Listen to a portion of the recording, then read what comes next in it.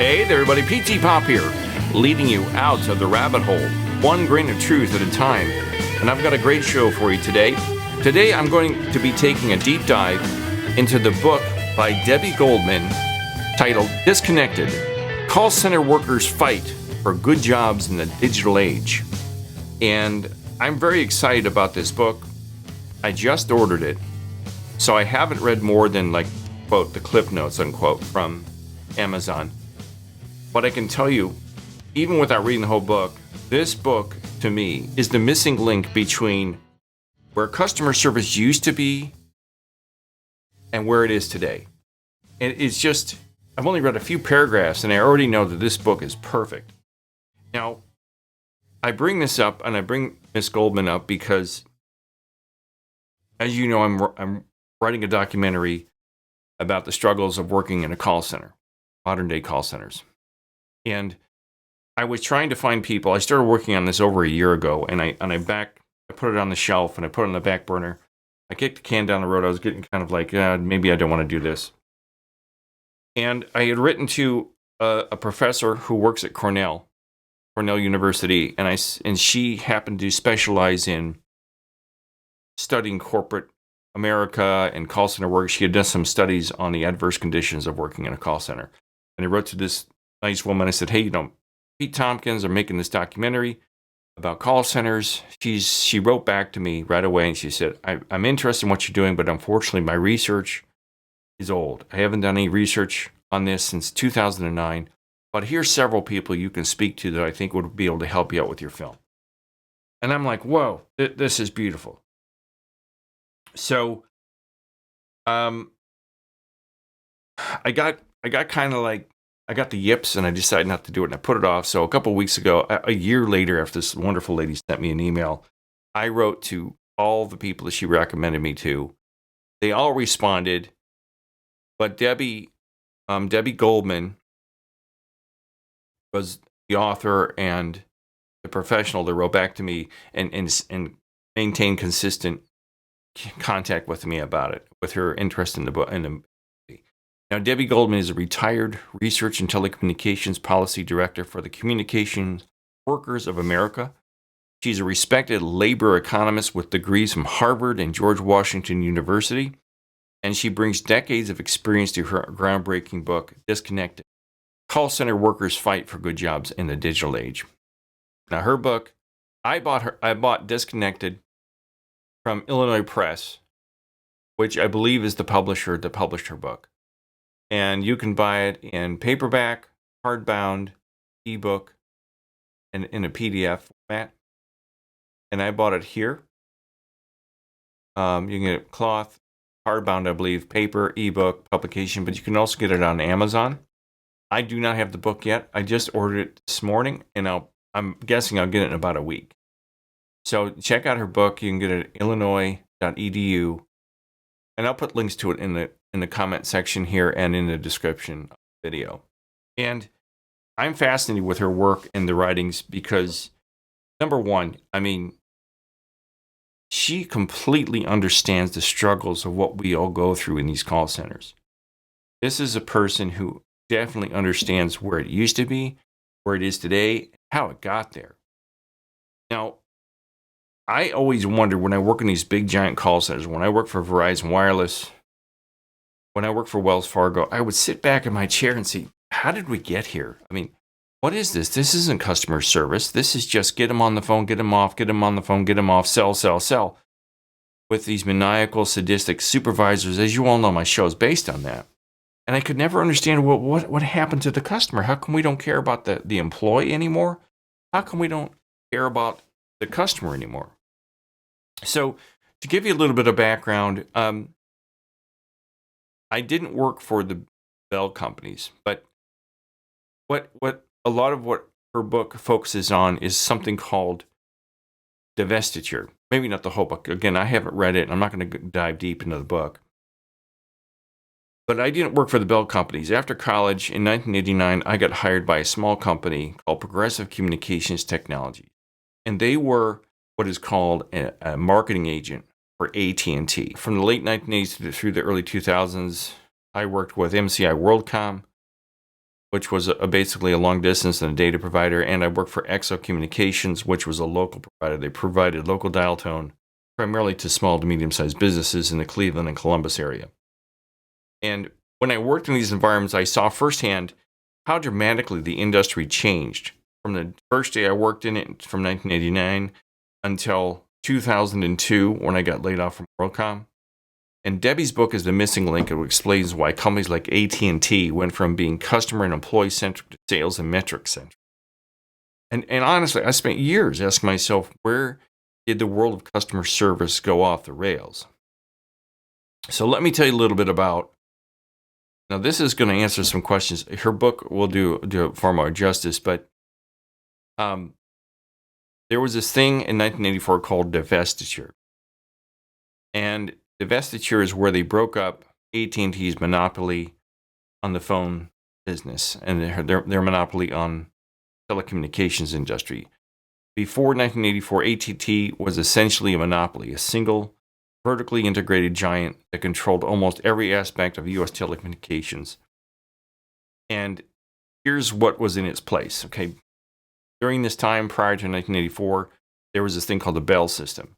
Okay, and AT&T owned Ma Bell, which is long distance network, and it also controlled the 22 regional Bell operating companies around the country. So there were local companies where local companies provided dial tone to people's phones, which if you're really young and you don't know about dial tone,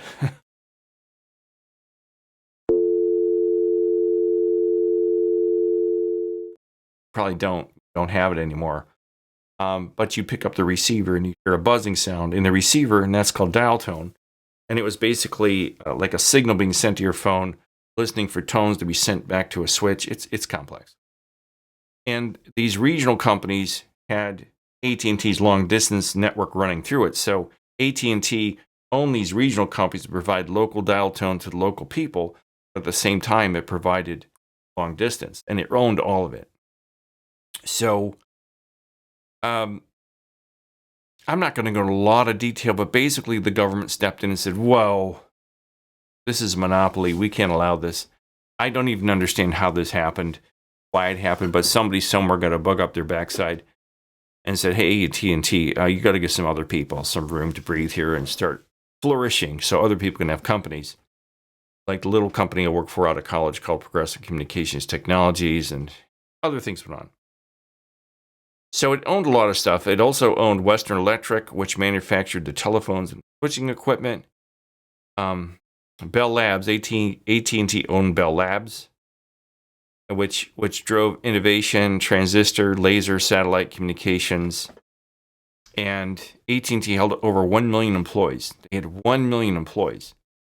And 650,000 of them were represented by the Communications World of America. That's freaking amazing. Almost their entire work staff was unionized. Jobs were stable, unionized. They offered pensions, health care, and career security. I mean, I knew people that worked as just operators. You know, you get an operator, and from the old days, you call information or you dial 0, you get an operator, and somebody come on the phone and say, how can I help you, please? One ringy dingy. One ringy dingy. Two ringy dingies. A gracious good afternoon. Have I reached the party to whom I am speaking? Customer service was held by operators and live reps. There were no computers. You would dial 0 and you would get a live person. You wouldn't get please press 1 for Spanish and please press 2 for, Big Latin or whatever it happens to be. You would actually talk to a live human being. And they were always helpful. They were always friendly and always tried to make sure you got the information you requested. And there were no automated dialers. There was no press 1 for auto attendance. There were no metric dashboards. There were no sales quotas. It was more about providing service than squeezing profit out of every last drop. There was a time, believe it or not, when call center work didn't mean being chained to a headset by endless auto dialers, measured metrics, or pressured with impossible sales goals. It was real customer service, my friends. It was real. I was there. I was there after divestiture, but I worked for a company where, my boss said, hey, as long as you're doing your job and the customers are happy, Pete, we're glad to have you. right? It was that simple. There were no metrics. There's nobody listening to my calls. There was no recording. It was real customer service, human, reliable, and it was respected. And Miss Goldman's book shows how far the industry has fallen and why workers continue to fight back today. And this is why I want this movie to get out there. There's a real injustice being done to call center workers today. The younger people of today don't have any idea what it was like 40 years ago. They have no clue. They don't have any clue how good these jobs were and how nice people were to you at work. I got into telecom in 1989, and, those are some of the best days of my life, working-wise. I was treated with respect. I could go to the bathroom when I wanted to go to the bathroom. I didn't have these overwhelming calls coming in. I had no metrics. My supervisor didn't listen to my calls. Okay, this is an interview conducted by the channel Kalmanovitz Initiative. This is Debbie Goldman being interviewed and is talking with Pat Telesco, CWA Area Director, and Lane Windham, Associate Director of Kalmanovitz Initiative. And I'm not going to play a lot of it, but I'm going to show you, she's going to talk about her background and how she came up with the idea for this book. Let's go in here. Go to full screen, baby. I'm going to talk about this book that I wrote after spending almost 30 years in the CWA research department, where one of my assignments was to support the customer service segment of our union. And when I retired, I then had time to write this first as a PhD dissertation and then transform it into a book. And isn't it a beautiful cover? I love the cover. The cover does have a nice pop to it. I love the headset in the blue. The shade of blue just is very eye-catching. And the title, Disconnected, is brilliant. I love the title. The book is a labor history focused on the changes in working conditions and what that meant for people who were customer service reps in the telephone companies. And now get this, she's going to explain on the left, that's customer service back in probably the 70s. The dates, the digital dates, the timestamps don't count. That's when she, I think, created these pictures. But she'll explain it here. This is fascinating. To me, this is fascinating. I'm a nerd for this stuff. You see on the left, which is where my book begins, in the years late 1960s, early 1970s, then they were called the business office, what the business office looked like in a telephone company. And I want to start by pointing out an anomaly in that picture. It's an Illinois Bell service rep around 1970. You see that the service rep is an African-American male. Now, that was very rare. Most service reps in that period were women. There were African-Americans, and there were Latinos in the Southwest where there was a larger Latino or Hispanic population. But the reason I saw this picture, and it's the only picture I could find of what the business office looked like in the days of the paper records. The reason I found it's in the National Archives, and it was put into the record of an affirmative action suit that was filed by the Equal Employment Opportunity Commission against the Bell system, the monopoly telephone system that had 1 million employees. And they thought when the EEOC filed the suit, they thought it was going to be about race. But it turned out it was primarily about gender, because the largest group of workers at that point were the operators. There were 250,000 operators. 5 were men. There were 250,000 operators back then, and only 5 were men. And I guarantee you, I even remember as a kid calling the operator, you always got a woman on the phone. And it was always a white woman. It was always a woman, almost always. And so I remember this vividly as a kid because it was so much fun. When you're a kid, you're playing around with the phone, you call 0, you kind of play, you mess with the operator. Nothing weird or anything, just, hey, what's going on there? There were about 250,000 technicians 5 were women. That's very true too. When I was in telecom, even when I stopped working technical side of things in the early 2000s with WorldCom, all the technicians were men. Almost all the customer service reps were women. I was one of the few customer service reps on my team, male customer service reps. But all the technicians at MCI WorldCom, AT&T, GT Wireless, all men. All men. And in the customer service job, they were almost all women. The EEOC and AT&T reached a consent decree in 1972, and then you began to see more men in the job. But Illinois Bell put this picture in the record to try to show that indeed they were more diverse than they really were. Propaganda. But for my purposes, what I want you to see in that picture, at that point, all records were paper records.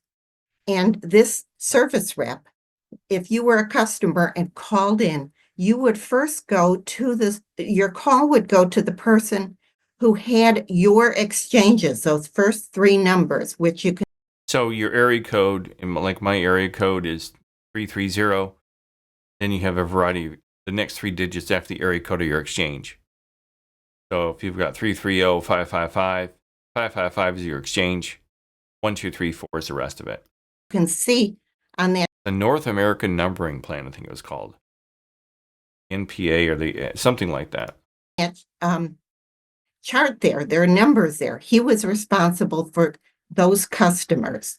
And only if he was busy and you called in and you were in his exchange, somebody else would pick up the phone, walk over, get the paper records from what was called a tub, it looks like a filing cabinet, and bring them back to their desk and address whatever the reason the customer was calling. People got up 30, 40 times a day. They had a chance to chat. The offices were small. I bet you they were skinny back then too, because most call center reps today are very, very obese, very, because we just sit. You're not allowed to move from the desk. You might as well have an IV in your arm and be sitting on a toilet. They knew their local area. That's what life was like in the paper record period. Now on the right, you see the change. That's a Verizon consultant. They changed the name at Verizon from service rep to consultant. I happened to be visiting that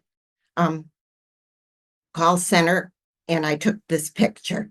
It looks like a pleasant place to work, right? Sure does.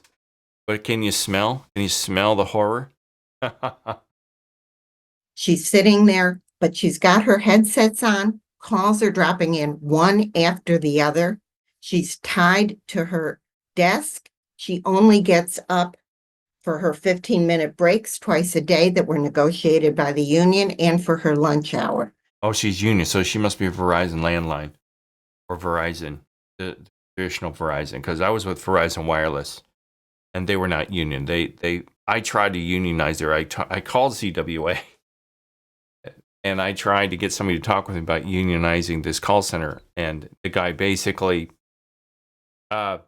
he talked me out of it.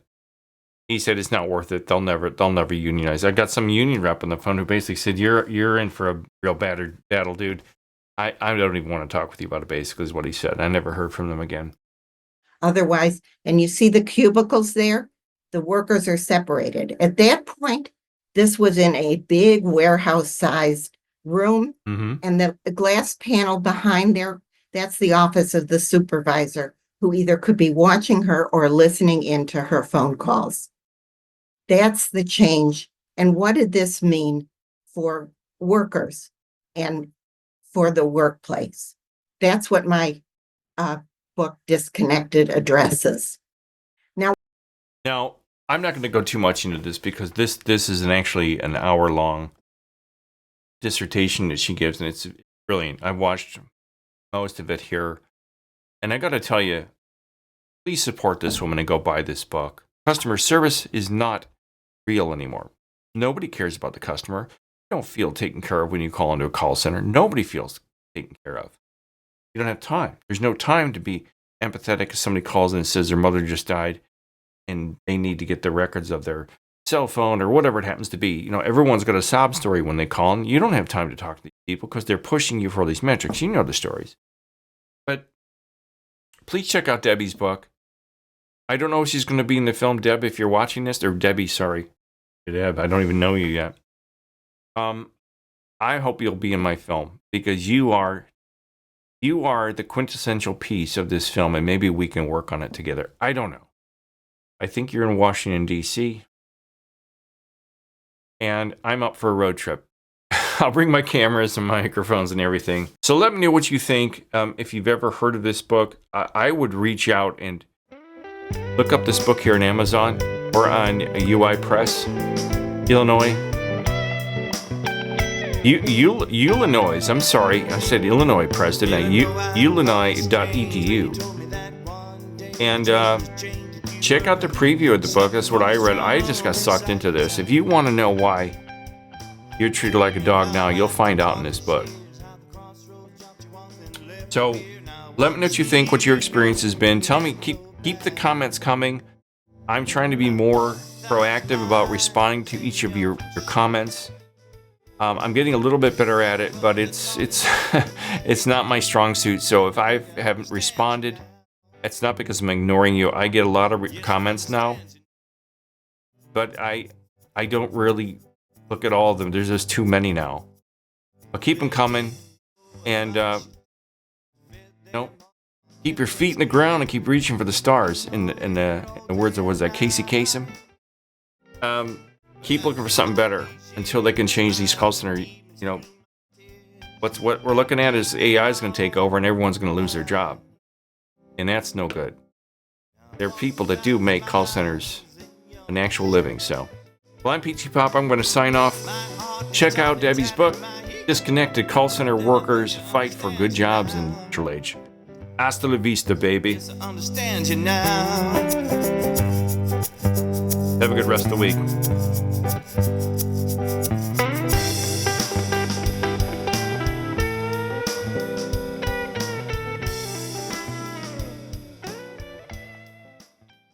Would you like fries with that? Would you like fries with that?